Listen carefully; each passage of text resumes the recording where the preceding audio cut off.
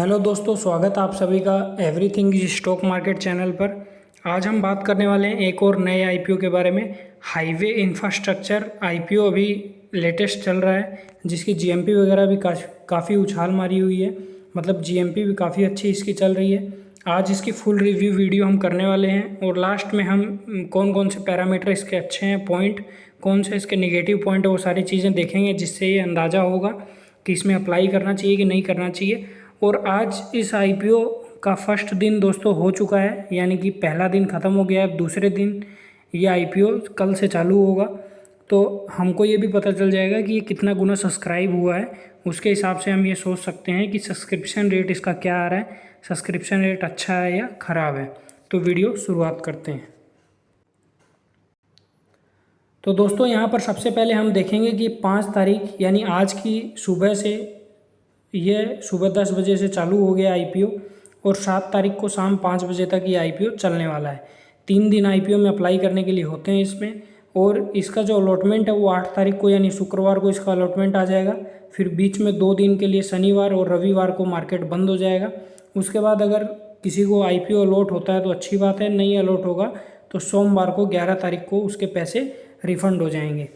65 से 70 रुपये तक का इसका शेयर प्राइस लाया गया है दोस्तों। इसमें ये एक अट्रैक्टिव चीज़ बोल सकते हैं इसकी, यानी कि इसका जो प्राइस बैंड रखा गया है वो काफ़ी कम रखा गया है। 211 शेयर का एक लॉट होने वाला है और शेयर की जो वैल्यू है वो 5 रुपये पर शेयर की फेस वैल्यू रहने वाली है। मतलब भविष्य में आप 5 बार इसमें स्प्लिट देख सकते हैं। अब आगे और चल लेते हैं। तो इसमें आप देखें कि जिसको भी शेयर नहीं मिलेगा उसको 11 तारीख को पैसे रिफ़ंड हो जाएंगे, और जिनको भी शेयर मिलेंगे उनको आईपीओ मिलेगा, उसको 11 तारीख को ही डीमैट में ट्रांसफ़र हो जाएगा। 12 तारीख मंगलवार को इस आईपीओ की लिस्टिंग है शेयर मार्केट में, सुबह 10 बजे इसकी लिस्टिंग होती है। तो ये सारा खेल यानी कि मंगलवार तक चलने वाला है। अब इसमें टोटल इशू साइज 130 करोड़ का ये आईपीओ है, बहुत ही छोटे साइज़ का आईपीओ है, आप ऐसा भी कह सकते हैं। और फ्रेश इशू जिसमें से 97 करोड़ रुपए हैं। और यहाँ पर आप देखेंगे तो 32 करोड़ रुपए ऑफर फॉर सेल के लिए रखे गए हैं। एनएससी बीएससी दोनों पे आईपीओ ये लिस्ट होगा। इसमें रिटेल पोर्शन जो है उसमें आप कम से कम 14,770 रुपये से एक लॉट अप्लाई कर सकते हैं, जिसमें 211 शेयर का एक लॉट रहेगा। और 13 लॉट आप मैक्सिमम अप्लाई कर सकते हैं रिटेल कैटेगरी में 1,92,000 की। इसके ऊपर अगर आप 14 लॉट अप्लाई करते हैं तो आप स्मॉल एचएनआईज में आ जाएंगे। और 67 लॉट आप अप्लाई करते हैं 14 लॉट से, और 66 लॉट तक आप स्मॉल एचएनआई में रहेंगे। 67 लॉट से और ऊपर की लॉटें जो होती हैं 10 लाख रुपए से, वो फिर आप 67 लॉट तक आप स्मॉल एचएनआई में रहेंगे। 68 लॉट जब आप अप्लाई करेंगे उससे ऊपर तो आप बिग एचएनआईज में काउंट हो जाएंगे। अब कंपनी काम क्या करती है? तो कंपनी दोस्तों HIL हाईवे इंफ्रास्ट्रक्चर लिमिटेड, जैसा कि नाम से ही लग रहा है आपको कि हाईवे के इंफ्रास्ट्रक्चर वगैरह के काम करती है कंपनी। 1995 में कॉर्पोरेट हुई थी, मतलब 1995 की कंपनी है। काफ़ी लंबा एक्सपीरियंस हो गया इसको, लगभग 30 साल का एक्सपीरियंस हो गया।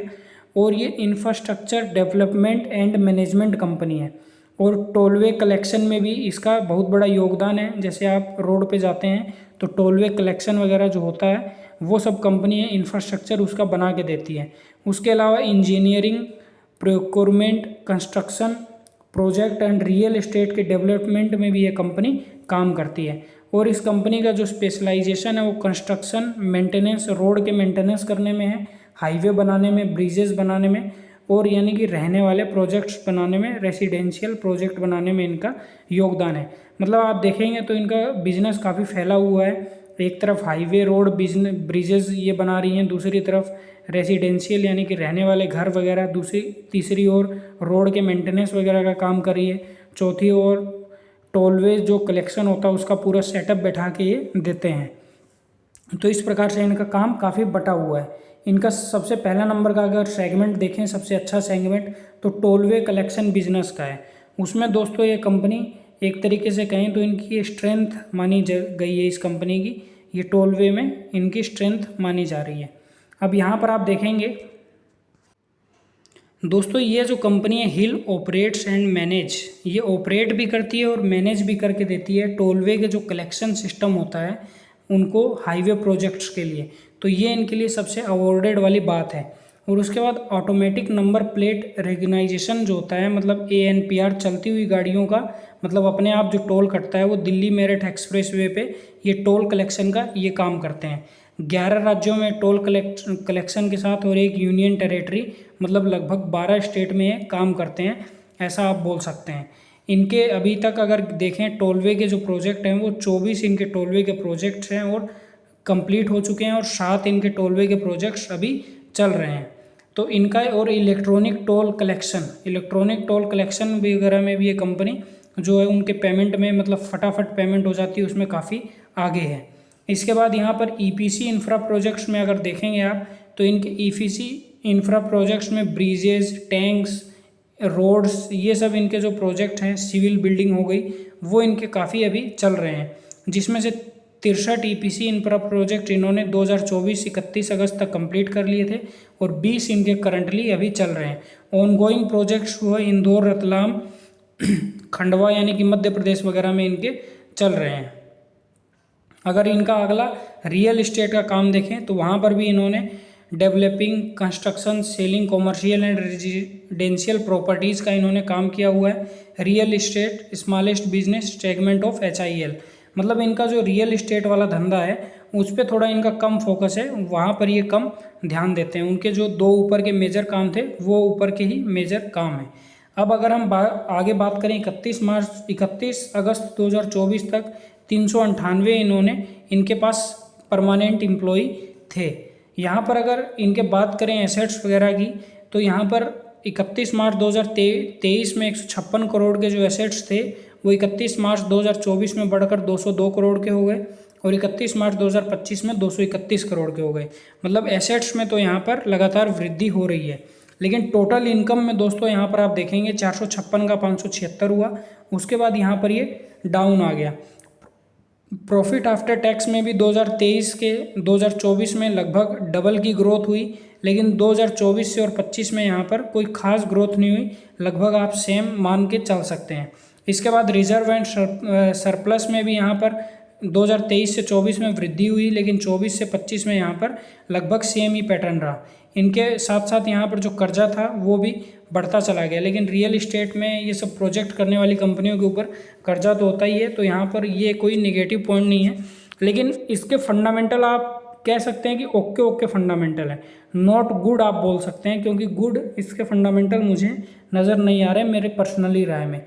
ROE यहाँ पर ठीक है दोस्तों, ये 19 का ROE है और ROC 16-17 के लगभग निकल के आता है, वो लगभग ठीक है। अब डेब्ट टू इक्विटी इनका 0.61 है और पेट मार्जिन यानी 100 रुपये का धंधा करते हैं तो 4.44 रुपये यहाँ पर कमाते हैं, तो एक तरीके से देखा जाए तो कम है। और बाकी क्योंकि और भी बहुत सारी कंपनियां मार्केट में लिस्टेड हैं, जैसे अभी लोटस का एक IPO आया था जिनका जो है प्रॉफिट मार्जिन 40 से 42% का था, तो वैसी कंपनियों के हिसाब से देखें तो यहाँ पर इनका 4% निकल के आता है, जो कि काफ़ी कम है। इनका PE रेशियो जो है वो लगभग 18 का है और पोस्ट IPO के बाद 22.41 का हो जाएगा। अब यहाँ पर और थोड़ी सी चर्चा करते हैं इसके अभी तक कितना गुना सब्सक्राइब हुआ।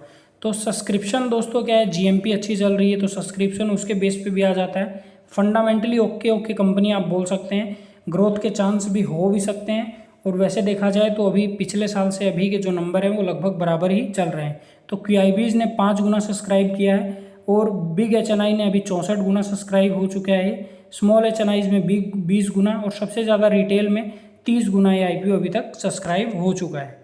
अब इसकी अगर GMP की बात करें तो अभी लगभग 54% की GMP आज की डेट में चल रही है। मतलब अगर देखें तो 8,000 रुपये जैसा प्रॉफिट हमें 15,000 रुपये लगाने पर यहाँ पर मिल रहा है। तो अभी तो GMP काफ़ी अच्छी चल रही है। ये ट्रम्प वगैरह का जो भी अभी चल रहा है लफड़ा, अगर उसमें कुछ भी बयानबाजी गलत नहीं आती है और इंडिया पर जो टैरिफ 1-2 दिन बाद लगने वाले हैं, मतलब वो अनाउंस तो हो गए हैं लेकिन अभी तक लगाए नहीं गए हैं। अभी कुछ मीटिंग वगैरह रशिया में कुछ मीटिंग वगैरह होने वाली है, उसके बाद यहाँ पर इंडिया के ऊपर जो टैरिफ वगैरह लगेंगे तो उससे इसकी GMP थोड़ी प्रभावित हो सकती है।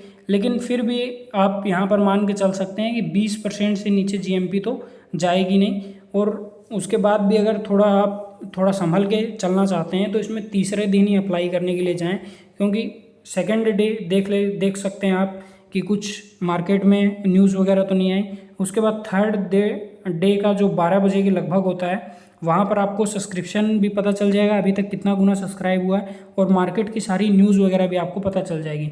उसके बाद आप अप्लाई कर सकते हैं। लेकिन लास्ट दिन में क्या होता है कि जो अप्लीकेशन वगैरह आने के चांस होते हैं दोस्तों, वो थोड़े कम हो जाते हैं, तो वहाँ पर एक ये समस्या हो जाती है। तो थर्ड दिन इसमें दोस्तों आप जा सकते हैं कि अप्लाई करना चाहिए या नहीं करना चाहिए, वो आप देख सकते हैं। अभी जीएमपी के हिसाब से तो काफ़ी अच्छा चल रहा है, और लॉन्ग टर्म के हिसाब से मैं तो पर्सनली इसको लॉन्ग टर्म के हिसाब से नहीं देख रहा हूँ, जीएमपी के हिसाब से ही शॉर्ट टर्म में देख रहा हूँ। लेकिन आप अपना रिस्क और अपना एनालिसिस लगा कर इसको देखें और उसी के हिसाब से आप लें। धन्यवाद।